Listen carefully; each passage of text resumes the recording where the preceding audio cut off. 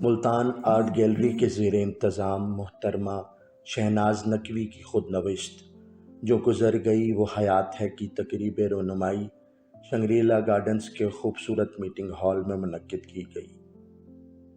اس تقریب کی صدارت ڈاکٹر اسد اریب نے فرمائی، جبکہ مہمانان خصوصی میں پروفیسر انور جمال، ڈاکٹر انوار احمد، پروفیسر نسیم شاہد، اظہر مجھوکا اور قمر رضا شہزاد شامل تھے۔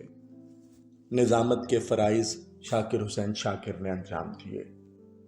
مقررین میں صاحبان مسند کے علاوہ پروفیسر شفقت عباس، ڈاکٹر شبانہ رحیم، رضوانہ تبسم درانی، زہرا سجاد زیدی، زبیدہ جاوید، ڈاکٹر عذرا لیاقت، ڈاکٹر فرزانہ کوکب، ڈاکٹر لیاقت علی نقوی اور آصف خان کھیتران نمایاں تھے، جبکہ سامعین میں پروفیسر منیر شامی، عامر شہزاد صدیقی، خیام اکبر، ریاض ندیم نیازی اور عمر بلال شامل تھے۔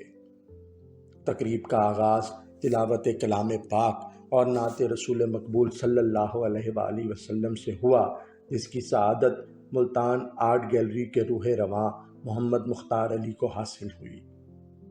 اس کے بعد جو گزر گئی وہ حیات ہے پر تبصروں کا آغاز ہوا۔ تمام مقررین نے بھرپور اور طویل گفتگو کی۔